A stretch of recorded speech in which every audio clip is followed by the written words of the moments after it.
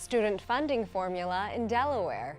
I'm Jill Horner. This is Comcast Newsmakers. With me is Delaware State Representative Paul Bomback. Thanks for being with us. Thanks for having me. Let's focus on how schools and students are funded currently in Delaware. The lion's share of the funding actually comes from the state level rather than the local level here. Correct. In Delaware, more than the majority comes from the state. We have some from the federal government, and a reasonable portion also from the local district, the school taxes. But let's focus on how that's actually assessed. There's a student-weighted funding formula. It's actually per pupil that the funding is actually allocated. It's called a unit count. So each student's a unit. So each school district gets so many dollars based on how many units they have within their school. So it's per based pupil. on bodies. Per pupil, yes. You say, though, you would rather have this as a need-based funding formula rather than just a numbers-based. What do you mean by that? Well, when you do a unit count, you're just looking at one factor, is a person. But with students, they aren't all the same. They're all different. So, but you can limit it to certain important factors. Do they come from a low-income household? Do they have special needs, developmental needs?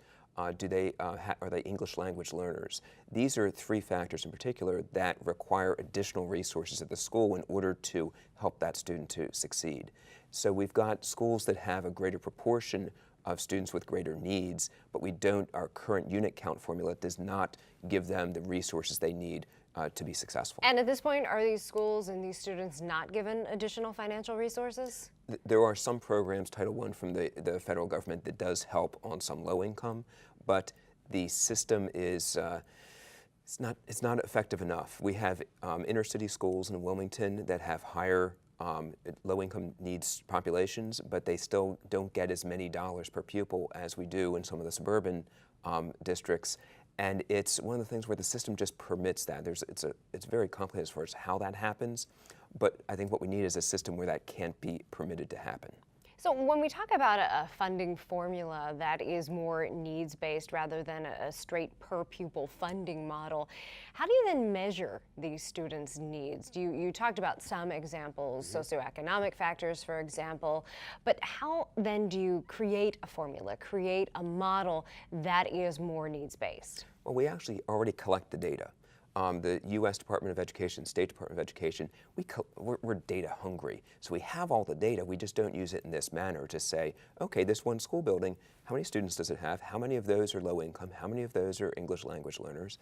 Let's get that total. And let's do that across the state and find that total, not only student count, but a weighted student count. Then take our education dollars and divide it by that and get the dollars out to the schools in proportion to their needs.